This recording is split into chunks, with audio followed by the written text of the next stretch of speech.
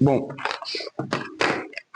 o que a gente vai fazer, então, hoje, mais ou menos no mesmo sentido do que a gente vinha fazendo com outros sistemas, né?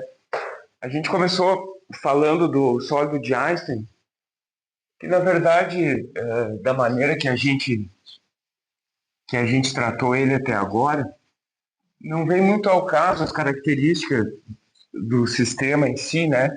O que era importante só no caso ali é que tu tinha um monte de partículas, né, que compunham o sistema, e essas partículas podiam interagir, trocar energia, e, e isso é que nos interessava, né? A gente viu como que a troca de energia fazia com que o sistema se configurasse de uma certa forma, ou então, quando a gente botava dois sistemas em contato, né? Por que a configuração de equilíbrio, por que acontecia o equilíbrio, né? Ou em outras palavras, os dois sistemas entravam em equilíbrio porque era mais provável estatisticamente, né? Quer dizer, existia um número de modos, muito maior número de os sistemas estarem em equilíbrio do que de eles estarem em desequilíbrio, né?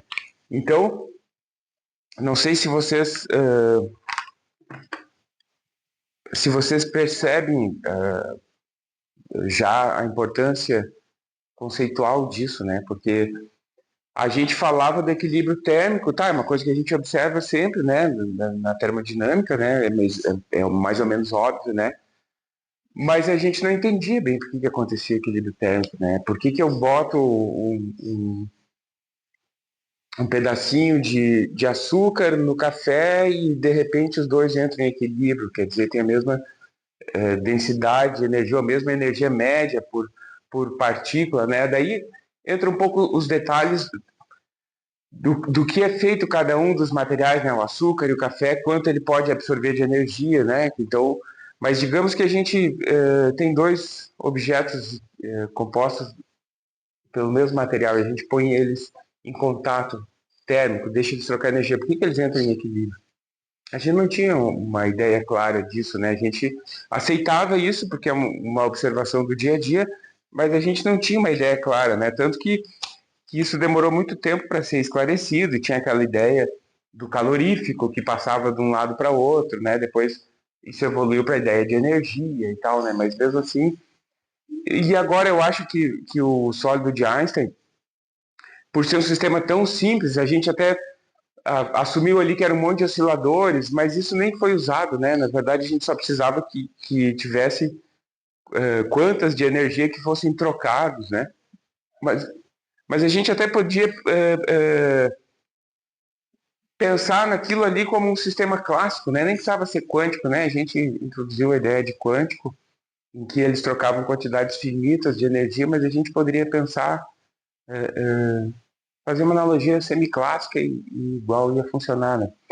E o que a gente viu naquela tabela em que a gente tinha dois sistemas e a gente ia tirando, botava toda a energia num, nada no outro, e aos poucos ia transferindo energia de um para o outro e calculando a multiplicidade total, a gente viu que a multiplicidade era máxima quando as duas eram maximizadas, né? E no caso dos dois iguais, quando tinha a mesma quantidade de pacotes de energia num e no outro, né? Tá? Então isso é exatamente o equilíbrio térmico, né? E a gente fez uma discussão quando um sistema era um pouco maior que o outro, um tinha 300, o outro tinha 200, e daí também a energia se distribuía proporcionalmente ao tamanho do sistema, né? Ou, na verdade, o tamanho que eu quero dizer é a quantidade de constituintes que esse sistema tem, né? Daí, num caso de um sistema mais complexo, vai entrar em jogo quanto um sistema consegue absorver de energia. E que daí, então, daí vai entrar as noções de calor específico, de capacidade térmica e tal, né? E o equilíbrio vai se dar dessa forma, né? Quanto que um pode absorver até que os dois tenham a mesma densidade de energia, mas não é exatamente isso, né? Bom, o conceito que a gente usa, claro, é temperatura, né? Tá? Energia cinética média por grau de liberdade, né? Na verdade, isso. Então, agora, a gente vai falar da multiplicidade do gás ideal, tá? O resultado é conhecido como equação de Sackur-Tetrode, tá? 1912. São duas pessoas, né, que chegaram à equação por rotas distintas, né? Inclusive, esse é um exemplo interessante daquilo que eu falo para vocês, né, que a gente sempre trata das coisas aqui quando elas já estão muito evoluídas, assim, no sentido de que elas já foram depuradas, né? Tu pega a gente vai fazer uma demonstração aqui que eu imagino que vocês vão conseguir seguir de maneira tranquila, assim, tal. Se tu pega os artigos originais dos dois, é um caminho difícil de entender às vezes, né? Porque justamente é isso que eu falo para vocês aí, já tem 100 anos de pessoas pensando nisso e tentando depurar os detalhes mais difíceis de entender, né? Então a gente já vê isso numa forma que já está bem mais elaborada, né? E por isso, quando a gente está desenvolvendo alguma coisa, parece muito mais difícil do que quando a gente está aprendendo, né? Porque a gente já pega as coisas muito depuradas. Então, a gente vai falar de um gás confinado, tá? E com energia constante.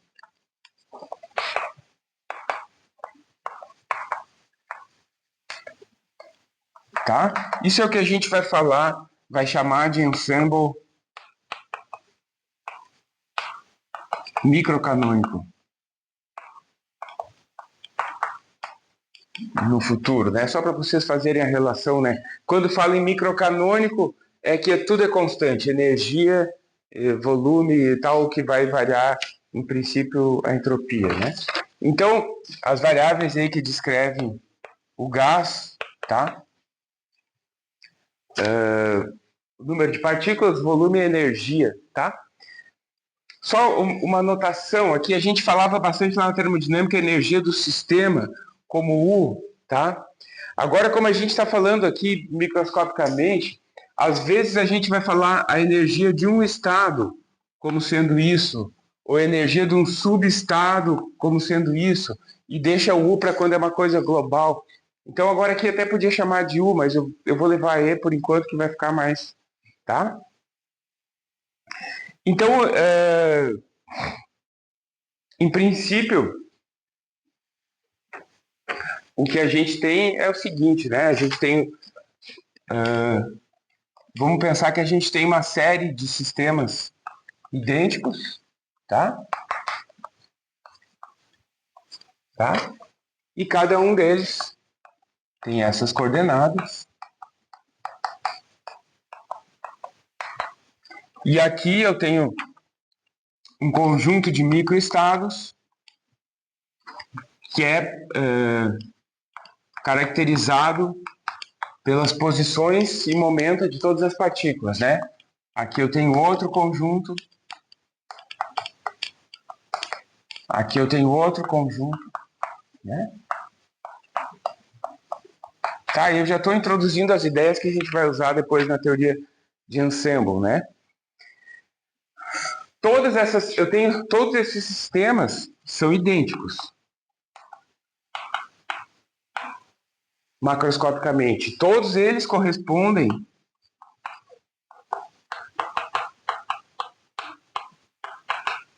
às mesmas medidas macroscópicas, tá? Então,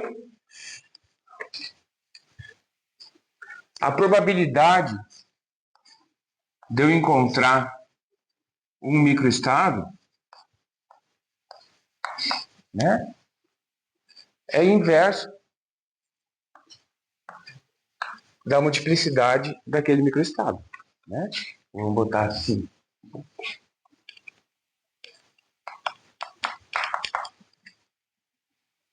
Né? Aqui eu estou pensando na probabilidade daquele microestado, tá? Se eu tenho as configurações macroscópicas do sistema, o sistema é caracterizado por N, V e E, tá? Isso não vai mudar. Eu tenho 10 microestados que correspondem a esse mesmo macroestado. Qual é a probabilidade de encontrar cada um deles? 1 sobre 10. Tá? Todos têm a mesma probabilidade. Né? Como que a gente calcula para um sistema contínuo, né? A gente aí está assumindo que é um gás clássico, né? Ideal, né? Vamos dizer clássico ou semiclássico, tá?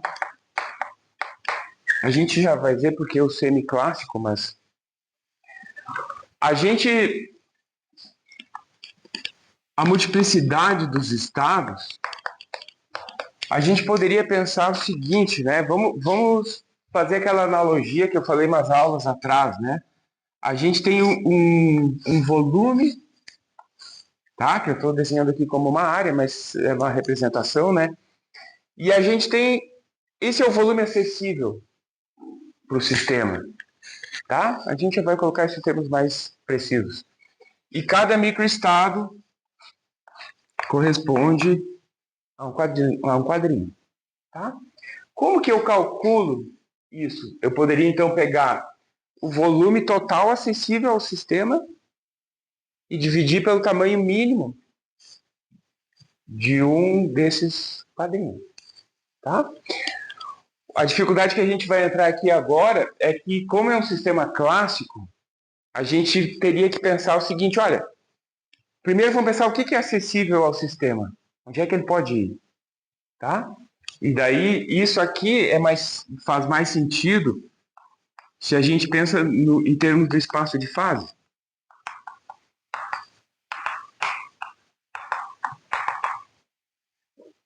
Aonde que o sistema pode ir? Olha, ele está limitado pela caixa. Então, as coordenadas aí generalizadas tem que estar no volume. Tá? Ele não pode, se a caixa é 10 por 10, ele não pode ser encontrado em 20. Tá? E os momenta?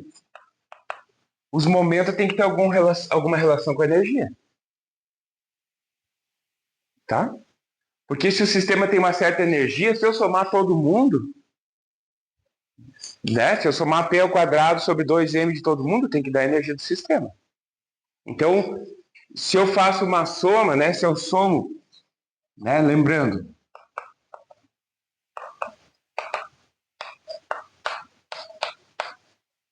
tá? Energia cinética. Se eu somar todo mundo, tem que dar a energia total do sistema. Então, bom, se um deles vai ter uma energia muito alta, os outros têm que ter uma energia muito baixa. Então, de certa forma, isso aqui, nota, que cara, pensem de maneira abstrata, que cara isso tem no espaço de P? P1, P2, que objeto geométrico é esse? A soma dos quadrados dá uma constante.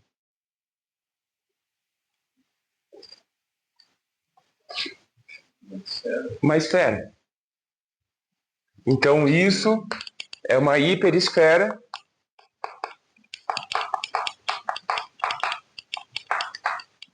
nos P's. Tá? Tranquilo? É, quaisquer, tá? Dimensões. Então, se eu estou dizendo, aqui, né, eu não estou desenhando todos os eixos, mas são, né, uma multitude de eixos. Se eu estou dizendo, quando eu digo lá no R3, x2 mais y2 mais z2 é igual a R2. Isso significa todos os pontos que estão aqui em cima. Se o ponto sair da esfera, ele não respeita mais isso. Tá? Então, quando eu estou dizendo isso, eu estou falando, né, todos os pontos que estão em cima da hiperesfera. Então, eu tenho uma relação entre todos os P's. Tá? Se eu diminuo um deles, o outro tem que aumentar, para que a energia seja sempre a mesma. Se um diminuiu, é porque ele cedeu energia para o vizinho. A do vizinho vai aumentar. Como que isso se configura dessa maneira? Tá? Então, a gente... Tá, e qual é a espessura dessa esfera? É 0? Daí a gente vai entrar em algumas dificuldades, né?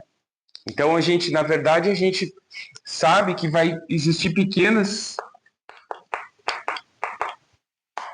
flutuações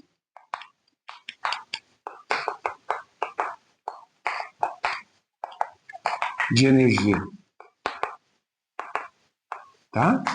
E a gente espera que a energia do sistema... Vou escrever assim, tá? Já que a gente está começando a colocar o formalismo aí de mecânica analítica, né? Eu vou escrever o hamiltoniano, né? A gente espera que a energia, o hamiltoniano do microestado, varie, né? Muito pouco em torno de delta E, estou chamando. Tá? De maneira que delta E sobre E é muito menor que 1. Então, a gente tem uma pequena espessura nessa esfera, tá? Que está associada com essa flutuação de energia. Tá bem? Bom, então, voltando. Então, voltando lá, né? O que eu queria escrever era isso, né? Então, como que eu posso estimar a quantidade, a multiplicidade dos estados? Eu posso calcular o volume total disponível no espaço de fase,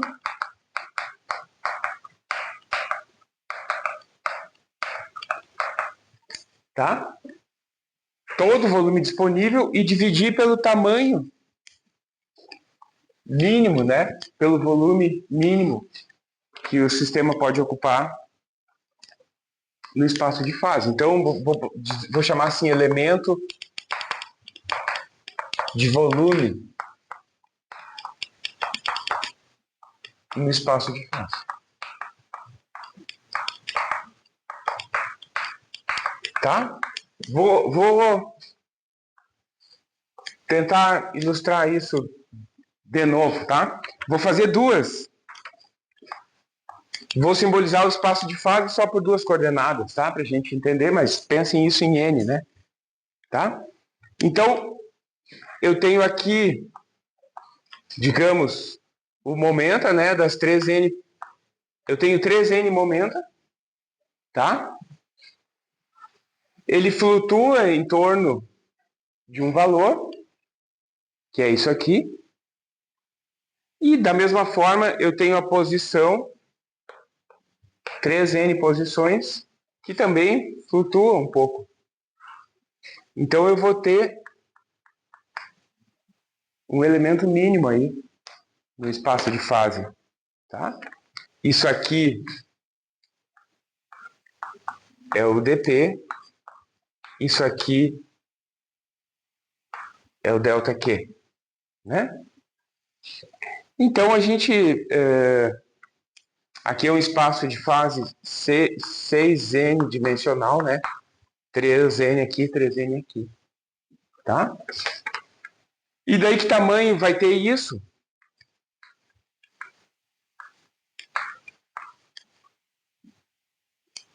Tá? A área mínima é essa. Bom, daí a gente recorre agora, né? Depois de tanto tempo, a gente recorre ao princípio de incerteza, né?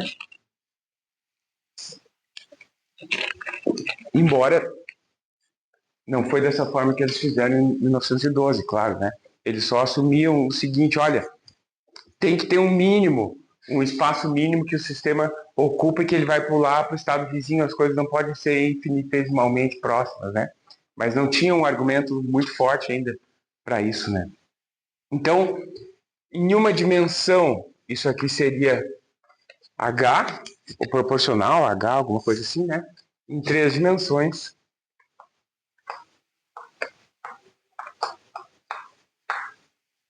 H ao cubo, né? Em 3N dimensões,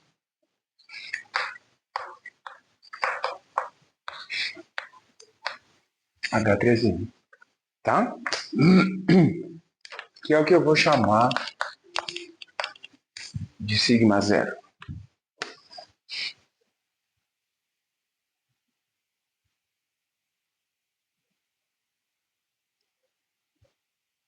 Então, em resumo, o que eu tinha escrito aqui era assim, né? O volume associado às coordenadas Q, né? O volume associado às coordenadas P, dividido pelos elementos, né?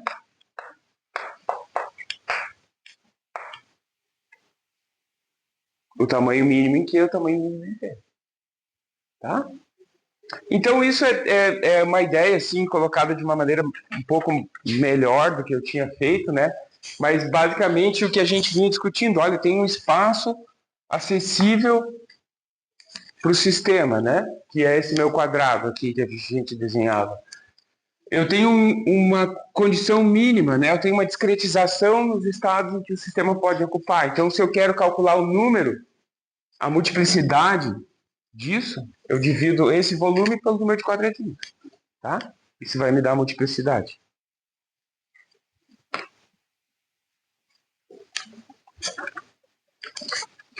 Tá? É interessante, esse exercício aí é interessante, porque é um monte de coisa que a gente está acostumado a fazer, que tem intuição geométrica, só que a gente está tentando fazer num espaço de muitas dimensões, né? Então a gente tem que fazer um monte de analogia, né? Assim, começa da esfera, a gente vai levar isso adiante e vai ver, né? Aqui a gente está contando, olha, quantas plaquinhas eu tenho no chão da sala. Aí eu pego a área da sala e divido pela área das plaquinhas. É isso. Só que a gente tem que fazer para N dimensões, né? Para N partículas, ou seja, 3 coordenadas espaciais, 3 coordenadas de momento, né? Tá? Então, olha só, vamos escrever aquilo. Como é que eu calculo o volume? O volume vai ser uma integral tripla, né? Tá? Então, todo volume do espaço de fase, eu vou escrever, vou usar 2 quadros por vez agora, senão não vai caber. Então, o volume, tá, vou botar assim, VQ, VP, vou repetir aqui, DQ, DP. Então, o VQ, tá? Então, eu já coloco isso aqui, é o que eu chamei de sigma zero. Esse volume Q, eu vou somar todas as coordenadas DQ, né? DQ1, DQ3N, tá? Por que 3N? Porque eu estou considerando que cada uma é um escalar. Eu poderia ter botado como cada uma é um vetor, e daí eu iria só ter N, certo? Tá? Mas é diferente, então só para não fazer essas coisas com vetores, né? E todas essas Q tem que estar aí no volume associado às coordenadas de posição. Tá? E daí, depois eu integro as de momento. Então, dp1, dp3n. Mas olha só, enquanto essas aqui podem andar em todo o espaço de momento, essas aqui estão restritas à superfície daquela esfera. Por quê? Porque, de novo, eu tenho que P1 ao quadrado, ou vamos botar assim, né, mais esperto, né? P1 ao quadrado mais P2 ao quadrado mais P3n ao quadrado tem que ser igual 2m E. Certo? Soma das energias cinéticas. Como é um gás ideal, não tem energia potencial. A gente assume que não tem interação entre as partículas, só tem energia cinética. Se eu somar todas as energias cinéticas, tem que dar a energia total do sistema. É isso a energia do sistema. Tá? Então, tá, mas de novo, então isso aqui é uma casca esférica infinitesimal. Não pode ser, né? Porque daí o volume dela seria zero, né?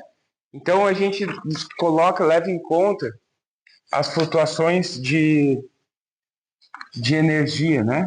Então, PI ao quadrado sobre 2M, soma de todos, tem que ser maior que E menos delta E mais delta E. Tá? Então, a condição, essa integral está restrita àquela condição, ou seja, eu estou integrando essa segunda numa casca esférica, uma ou uma casca hiperesférica, não sei como chama, tá? Uma hipercasca esférica, tá? Aqui 3N, tá?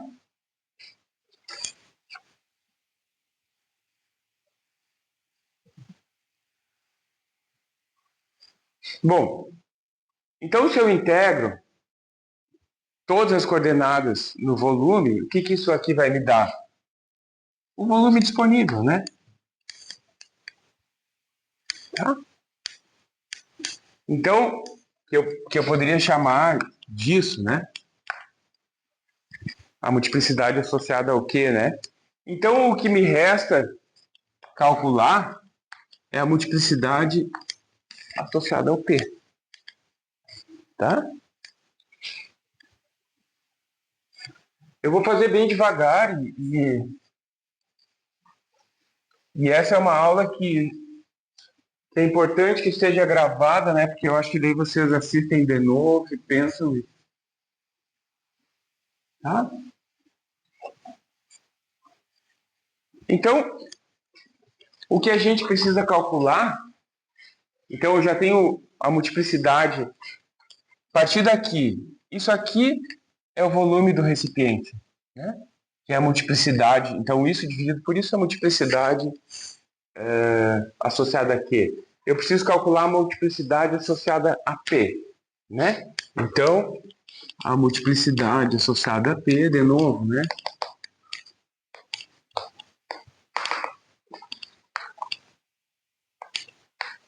Sujeito PI, bom, aqui eu já escrevi assim, né?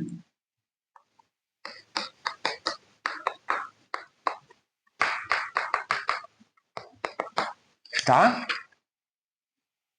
Então, o que é isso? Uma esfera que está assim, ó.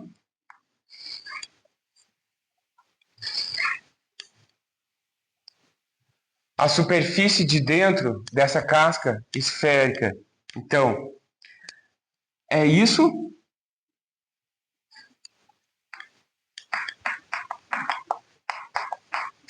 Tá? Imagina que eu estou fazendo o seguinte, ó. x2 mais y2 mais z2 menor que r2 maior que r1. Então, eu estou pensando numa casquinha esférica que aqui é R1, aqui é R2. É o que está ali. Tá bem?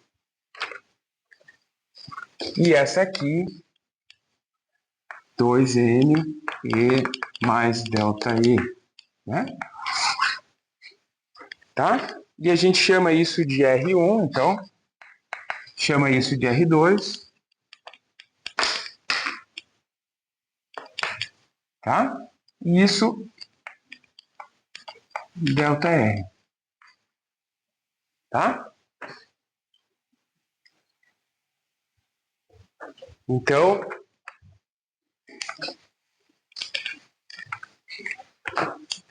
os estados possíveis, né, de P, dos P's, é proporcional a essa casca esférica, né, a área da casca esférica,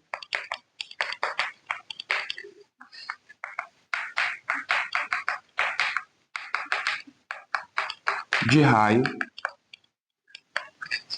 tá? O ΔR, então, é 2 ΔE, né? E esse raio médio aqui é 2ME.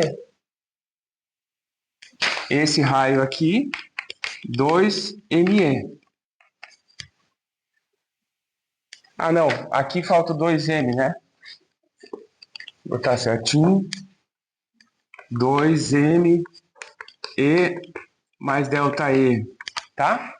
Então esse aqui é 2ME. Se eu somo mais 2M ΔE, eu venho para cá. Se eu subtraio 2M ΔE, eu venho para cá. Tá?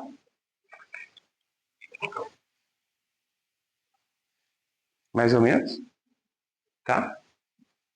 Então todos os raios são medidos nas mesmas unidades, né? Momento ao quadrado, 2ME. Deixa eu só ver se está certo. Vamos conferir, né? R2 menos R1. 2ME mais ΔE menos 2ME menos ΔE. Esse corta com esse, então fica 2M ΔE menos mais 2M ΔE, 4M ΔE, tá? 2 aqui, 4M ΔE. Tá.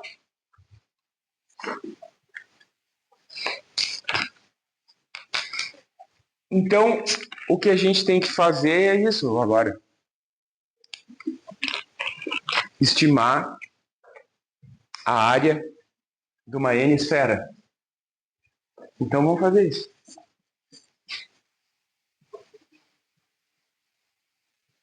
Área ou volume ou o que for. Tá? Porque um está relacionado com o outro, né? Então, a gente sempre... Qual é a questão, né? Então, vamos falar de uma N-esfera. Ou hiperesfera, se preferirem, mas N-esfera já está. Tá? Então, ela tem dimensão N, né? Então, se fosse o caso,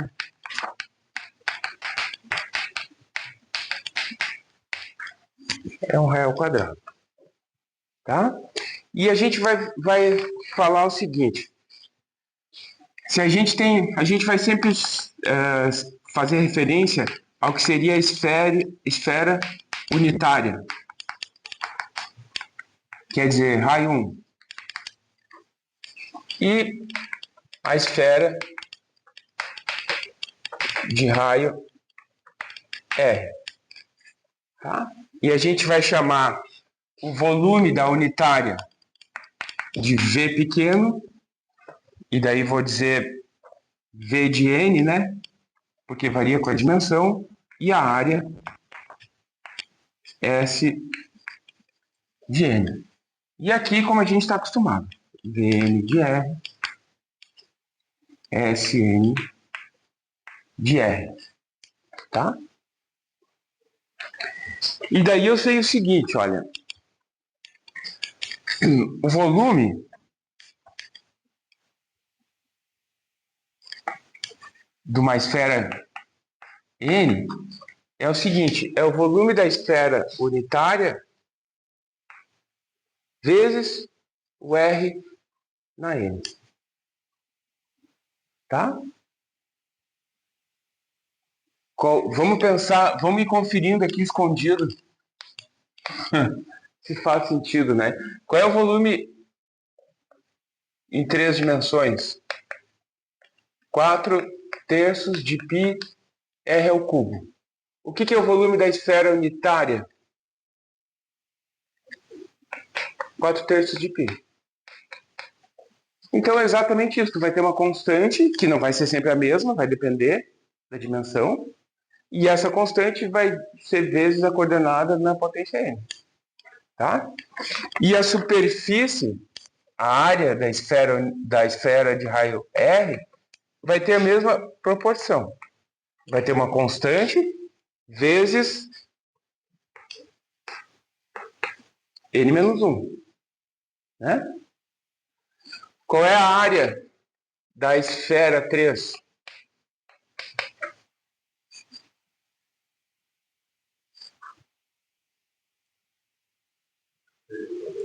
Hã? Vai dar o quê? R2. Né? Se tu está imerso num espaço de dimensão 3, o volume tem grau 3, a área tem 1 grau a menos. Tá? Tranquilo. E a gente ainda, então, poderia obter a área da derivada do volume. Tá? Ou então, se a gente quiser, né, a gente pode escrever que o volume, que uma casquinha de volume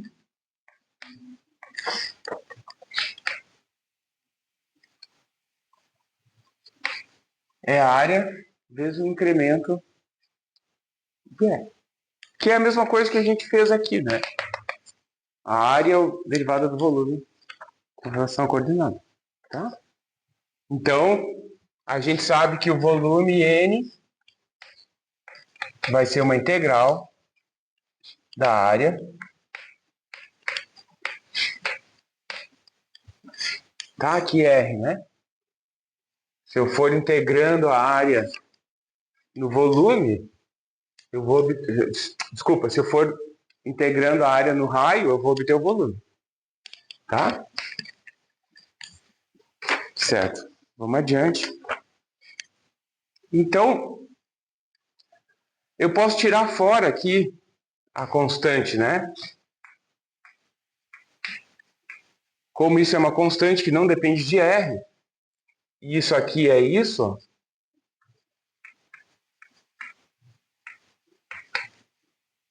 eu posso tirar o S para fora.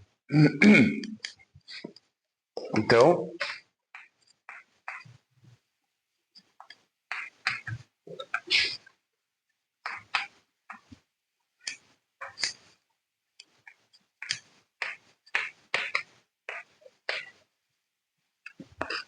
tá? Então,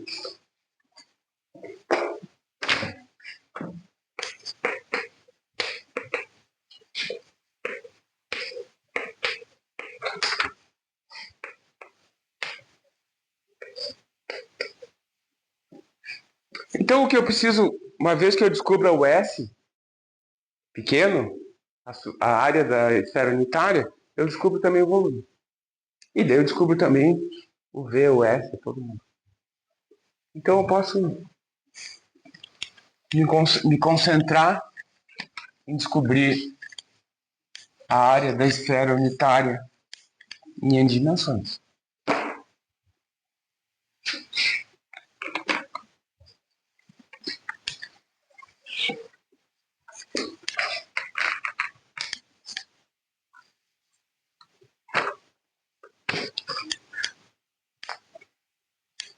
Bom, ainda de lá, né, eu tenho assim, né, juntando o que eu tinha escrito antes, né, Vn de R é igual V de N, R na N, e agora isso também está escrito, e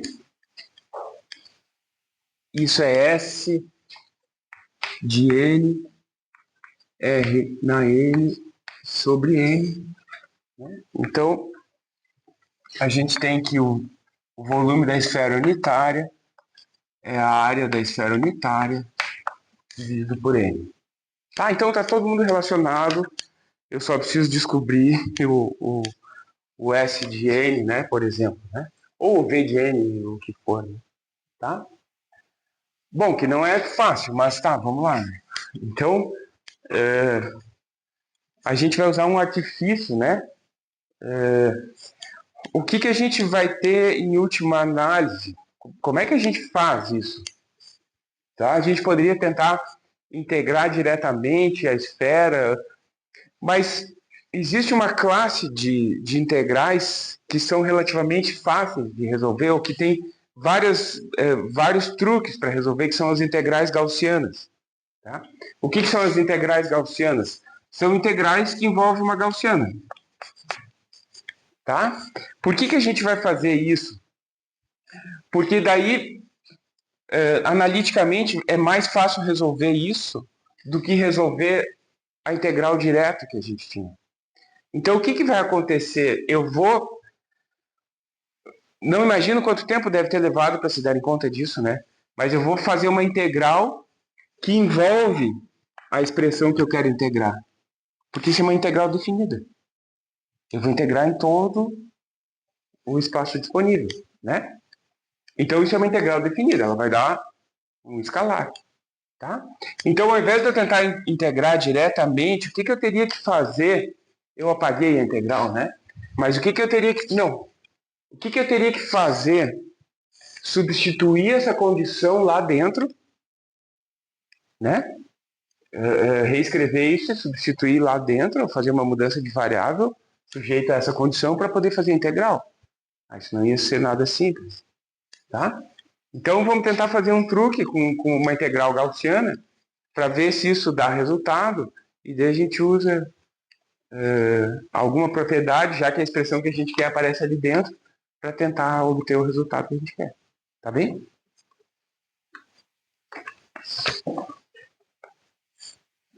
Então vamos tentar fazer assim, ó. Tá?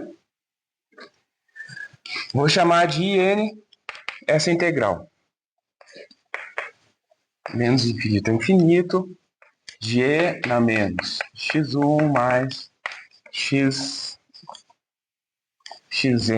ao quadrado dx1 dxn. Tá? Isso aqui é isso, né? O que é o nosso dVn, né? O nosso diferencial de volume é o diferencial dx1, dx2, quantas coordenadas eu tenho no espaço, certo? Então, essa integral aqui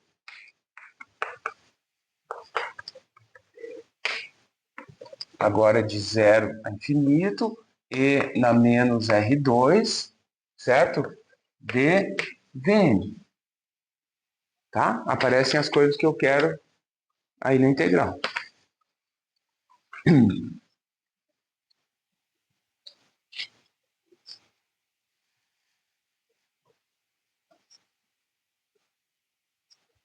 Então, olha só.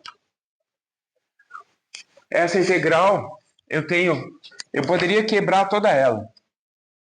E na x1 vezes E na x2, tá? E daí eu separo todas elas, porque cada uma envolve só uma das variáveis. Então eu poderia escrever isso assim.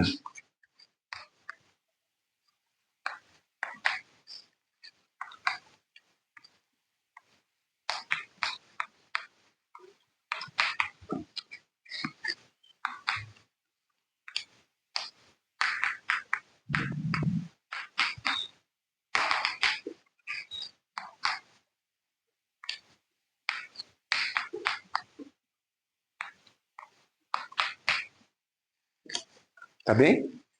e são todas idênticas. Então, isso aqui poderia ser, né? Porque essa variável muda, né? Eu estou integrando em limites definidos, né? Então, tanto faz se eu chamo de x1, poderia chamar todo mundo de x e dizer, olha, isso aqui então é isso, né?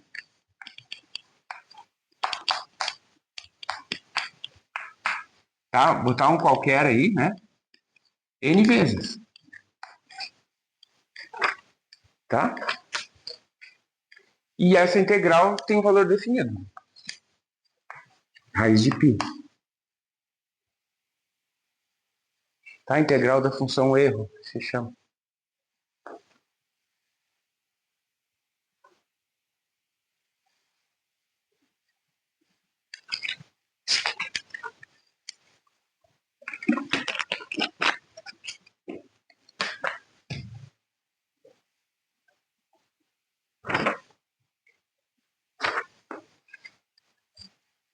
E daqui, a gente pode escrever também assim, né? Integral disso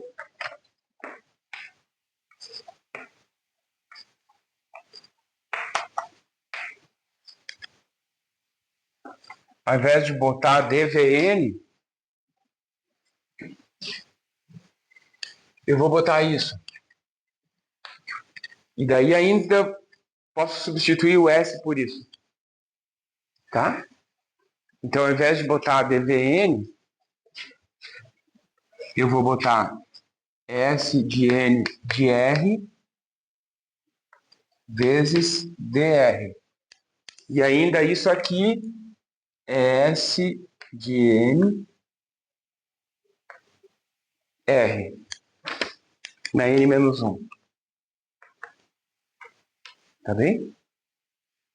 Então, S de N R de N menos 1 dr.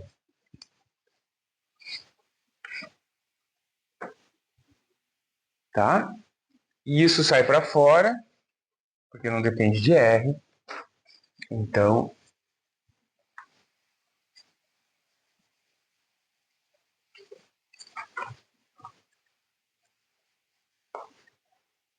a gente tem aqui I de N é igual S de N 0 a infinito de E na menos R2 R de N menos 1 dr. E essa função tem um nome, tá? E antes disso, isso a gente sabe que tem que dar. Então, se isso é raiz de π, isso aqui, raiz de π na n. Então, π na n sobre 2. Tá? Essa função tem um nome, né? Vamos fazer as substituições aí, né? Vamos chamar t de R2. Então, dt é 2R dr, tá? E os limites continuam os mesmos, né? Tá? Então, R na N menos 1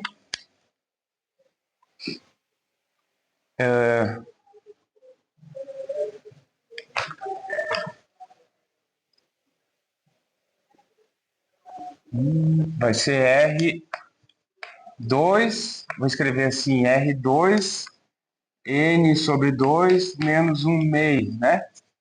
Volta a dar isso, né? Tá? Isso multiplica, vai dar N menos 1 de novo. Então, isso é T na N menos 2 menos 1 meio. Tá?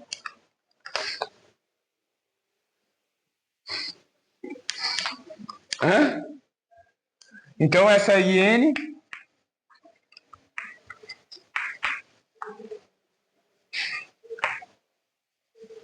vai me dar E na menos T,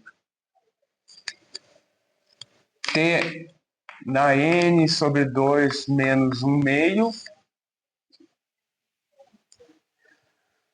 Então, o dr vai ser dt sobre 2 dividido por r, raiz de t, ou t na 1 meio, né? Então, dt 2t na 1 meio. Hã? É tudo coisa que vocês conhecem, né? Tá? Só que é um balaio de coisa ao mesmo tempo, né? Mas é tudo coisa que vocês conhecem, né? Isso serve também para vocês se darem conta quão longe vocês chegaram, né? Eu não estou falando nenhuma novidade, eu não estou dizendo que é fácil. Mas eu não estou falando nenhuma novidade para vocês, tá? Tudo isso vocês sabem. Tá, não é óbvio. E imagina quem se deu conta disso, né? De fazer dessa forma. Mas tá. Mas o pessoal da matemática usa um monte essas integrais gaussianas para fazer um monte de integração, né? Porque elas têm umas propriedades que são vantajosas, então tu usa, integra, depois tu pega a expressão que tu quer lá dentro e tal, né? Tá, então aqui vai ficar menos 1, né? Tá? Então, no final das contas, essa IN vai ficar assim, S de N. É que eu tô fazendo todos os detalhes, né?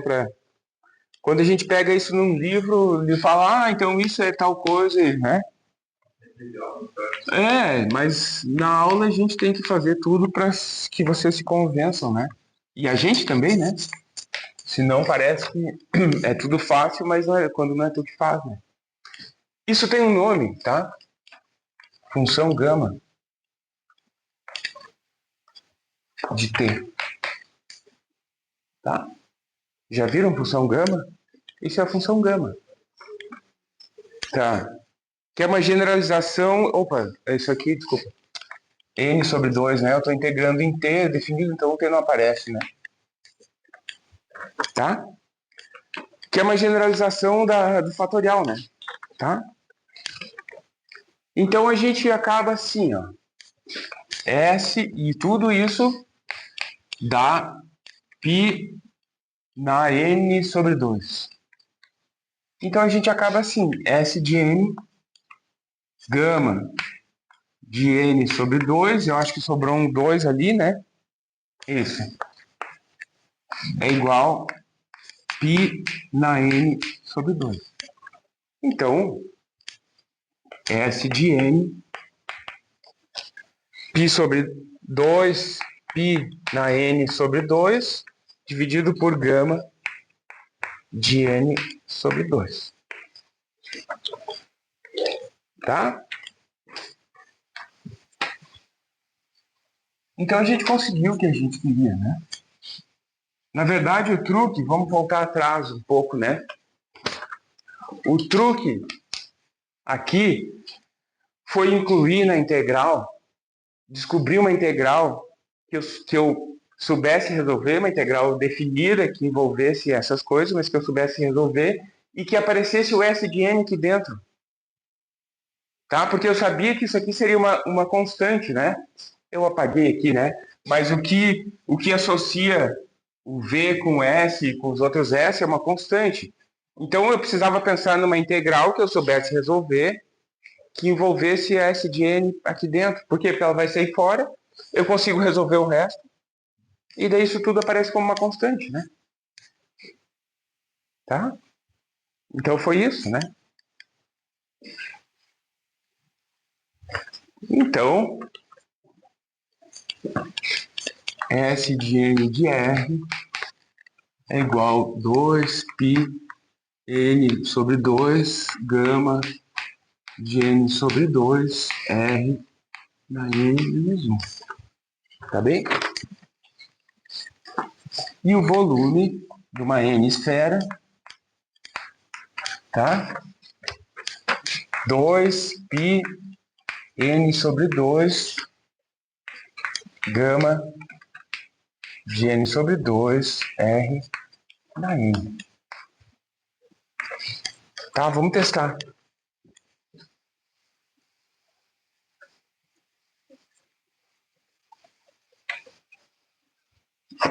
Então, V3 N3, tá? V3 de R2 π na 3 meios. Quanto que é gama de 3 meios?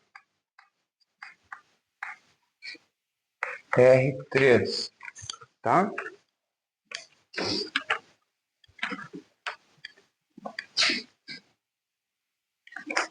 Eu não tenho isso. Tem que procurar.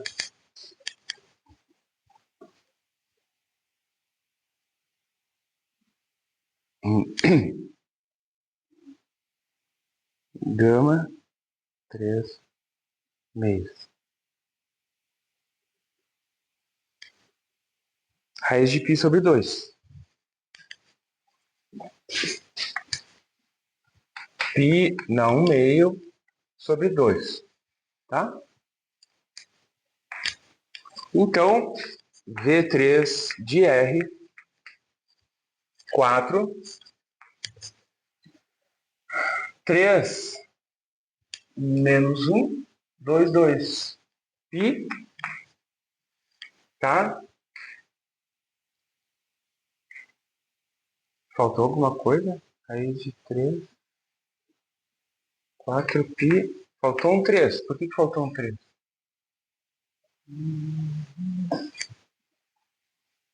Ah, porque falta um N aqui embaixo. Lembra que a gente escreveu assim, ó? Eu apaguei. Vn de R. Tá lá em cima. S de M, Rn sobre N. Então aqui tem um N.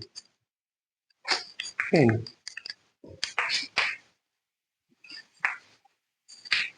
Fechou. Tá? Tá? Fechou.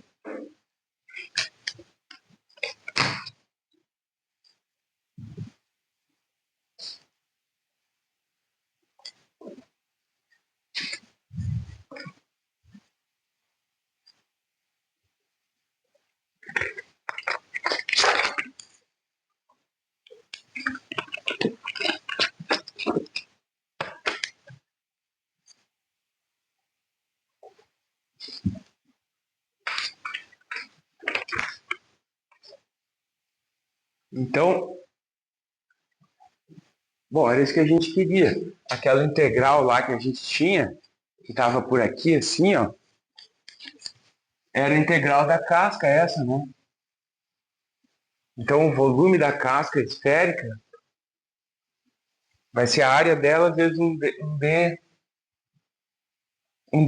né? Lá naquele R no espaço de momento, né? Tá? Então, voltando aqui, 2π n sobre 2, gama de n sobre 2, r n sobre 1. Então, o que a gente tinha, no nosso caso, 13n, o nosso raio era 2me, tá? Eu acho que nos desenhos aqui, aqueles desenhos da esfera que eu fiz aqui, tá? Eu coloquei que o raio era 2me, certo? Mas na verdade é o raio ao quadrado, né? Então corrijam lá atrás, tá? Então o raio é tudo raiz, né? Tá?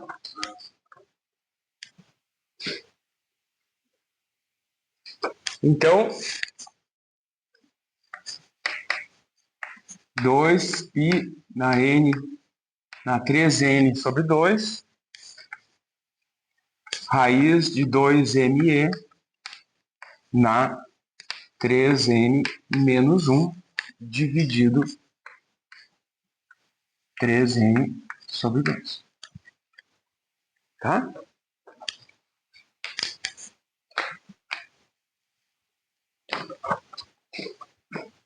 E daí,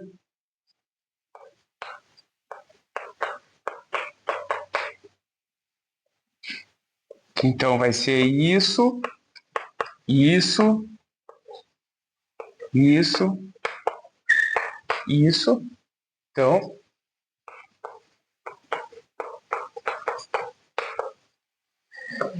isso é o volume do recipiente, né? Deixa eu só...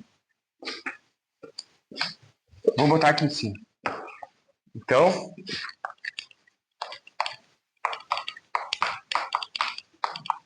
tá? Então, isso vai ser o volume do recipiente, não, desculpa, do espaço, né? Associado às coordenadas. Aqui vai ter 2π. Por que não é só V? Por que é V na N? Vamos pensar fisicamente. Por que não dá, que aquela integral não dá só V?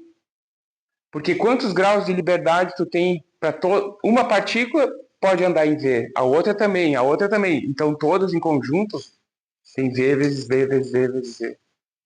Tá? 2π 3n sobre 2. Aqui, H na 3n, né? Não é cortado.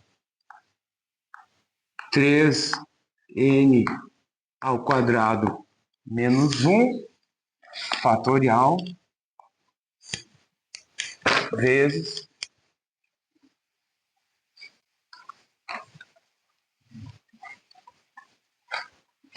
né, para números inteiros,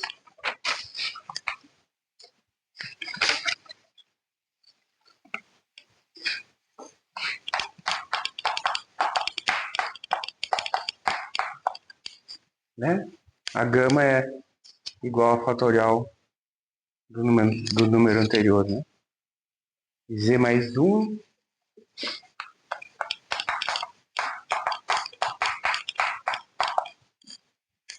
pela propriedade dos fatoriais também, né? O fatorial do número posterior é o fatorial do anterior vezes o número, né? E aqui 2me 3n menos 1 sobre 2. Tá? Ainda falta uma coisa que a gente vai ter que introduzir nesse ponto meio à mão, né? Que é, a gente está calculando a multiplicidade, lembra? Então, a gente tem que introduzir todas as permutações que eu podia fazer entre as partículas e continuar tudo a mesma coisa. Certo? Então, eu tenho que colocar um n fatorial aqui, né? Porque eu posso trocar todo mundo e vai continuar tudo igual, elas são todas idênticas. Tá? E daí, finalmente,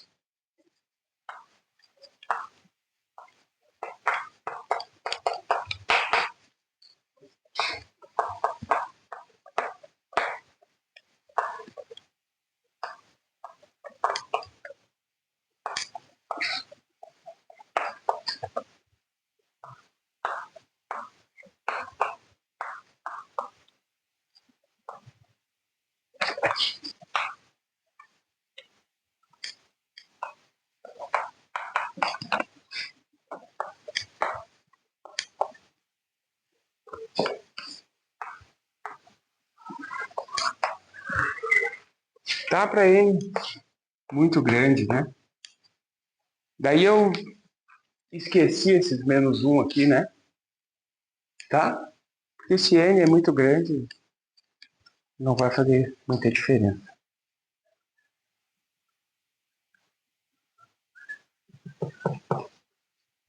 Tá?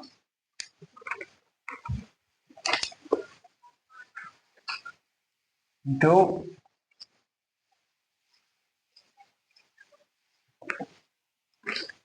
no final das contas, a gente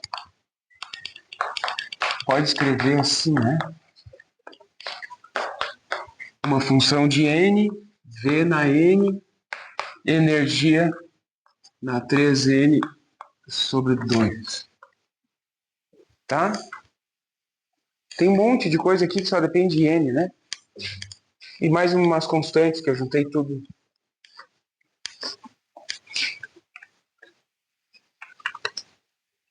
Bom, agora tá muito bonito, mas funciona. Então vamos lá, né? Uma vez que a gente tem isso, o que a gente realmente quer, entropia, né? Tá? Claro, esse S não tem nada a ver com esse, né? Esse é o da área, esse é o da entropia, né? Então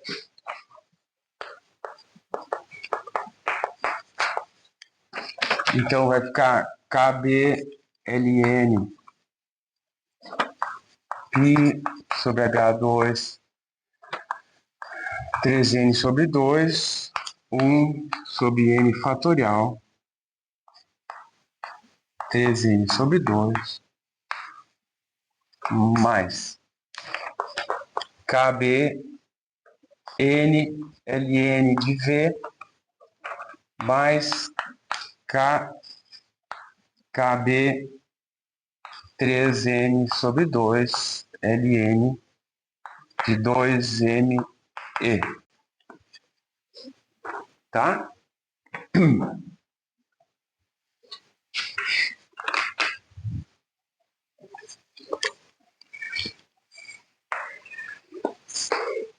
Então, primeira coisa que a gente vai fazer é ver se isso tem sentido, né?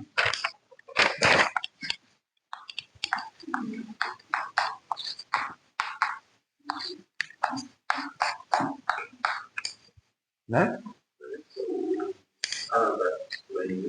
Desceu do expoente, né? Tá? Então, primeira coisa, vamos ver se isso tem sentido. Derivar isso com relação a E, né? Então vai ficar KB 3N sobre 2, 1 sobre 2ME vezes 2M. Então isso some. Então vamos passar o E para lá. 3 meios de NKT.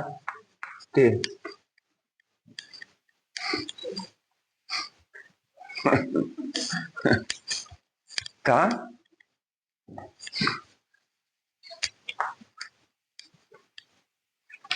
Por que apareceu o 3 e não outra coisa, né? Porque implicitamente a gente está considerando que cada partícula tem 3 graus de liberdade, né? A gente botou só as coordenadas e os momentos, então os graus de liberdade é a translação, né? Tá? Mas então justificou ou a gente está fazendo uma coisa muito errada que está dando certo, ou então tudo se encaixa, né? Quer dizer, todo esse nosso desenvolvimento assumindo, tem outra novidade, né, na aula passada ou retrasada, né, assumindo que essa definição de temperatura vale, né, ou seja, que eu posso escrever a temperatura, né, a gente costuma colocar assim, mas a gente poderia dizer assim, né, como a energia se distribui nos diferentes modos, ou enfim, né, alguma coisa assim, né. Lembra que aqui dentro está isso, né, então eu poderia dizer como que a energia se distribui nos diferentes microestados e tal. Então, isso aqui está dizendo que essas coisas, bom, levam a uma coisa muito conhecida, né? Que também, ao mesmo tempo que dá força para isso, também dá força para isso. Porque até então era uma coisa que a gente colocava à mão, né? Na termodinâmica, tem 1 meio de NKT para cada grau de liberdade de N moléculas. Tá, mas nunca tinha surgido de princípios básicos, né? Tá? E outra coisa que vamos fazer, também vamos ver se faz sentido, né? Isso com a definição que a gente tinha dado, né? Ó, P sobre T, delta S, delta E, N... Não, delta S, delta V agora. N e E, né? Então, derivando com relação P sobre T, tá? KB, N, 1 sobre V, né? Então, bom,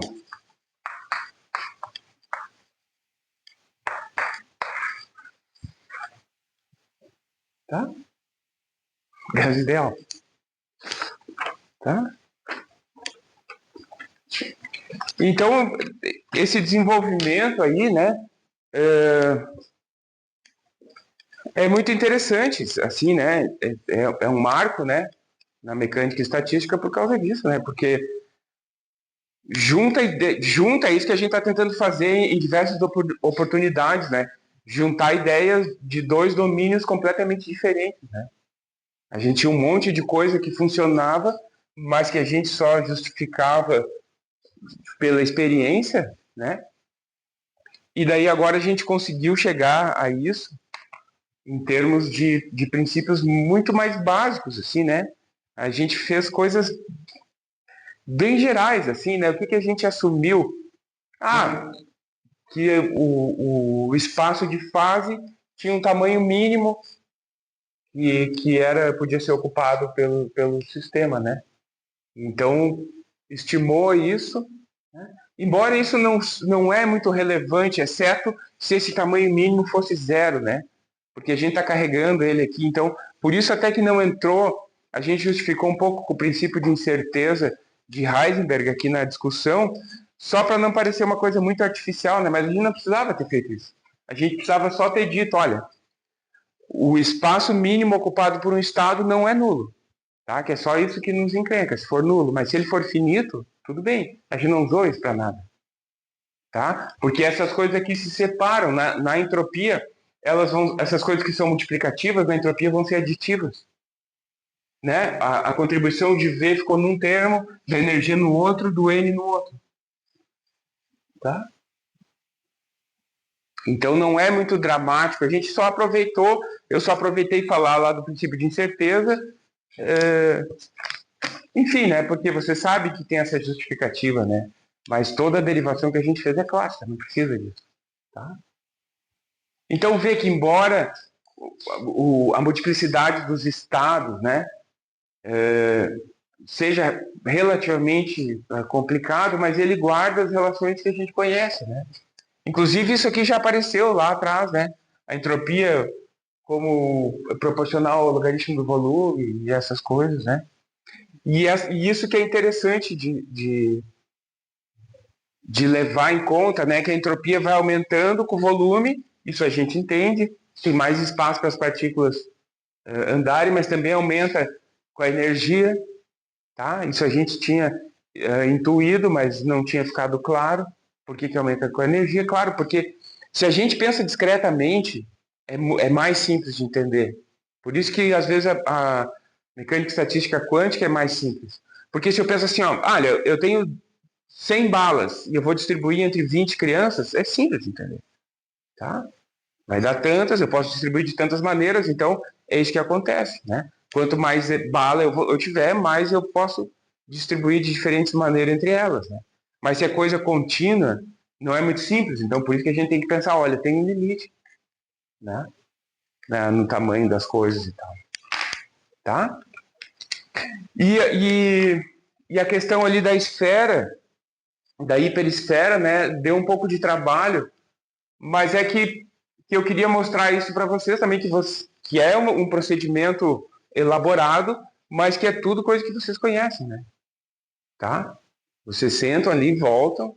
A gente, quando vê isso a primeira vez, a gente fica confuso, né? Não pode, mas como que deu certo, né? E não sei o que e tal, né? Mas é que, de novo, é isso, né? A gente tá vendo uma coisa já amadurecida, elaborada e tal, né? Tá? Então agora a gente poderia, sei lá, começar a mudar isso, né? Ah, vamos colocar a interação, vou colocar um campo. Se eu colocasse um campo, interação entre as partículas, o que aconteceria? Claro, vai ficar tremendamente mais complicado, né? Então, mas esse seria um dos caminhos. Mas, claro, tu vê que para o gás ideal já deu essa trabalheira toda, assim, essa complicação, né? A gente não vai poder continuar muito tempo nesse caminho. A gente vai ter que inventar outra coisa.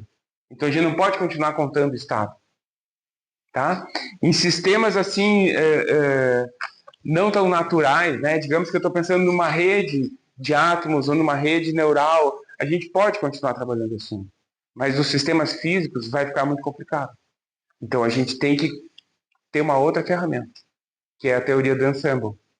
A gente tenta codificar, ao invés de a gente tentar codificar tudo aqui, a gente tenta codificar tudo na função de partição. E daí tira de lá.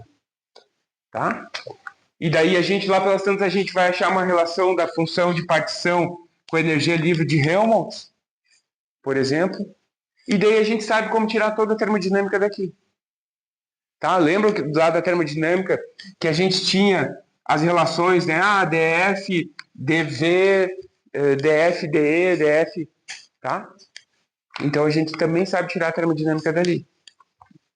E daí tudo bem.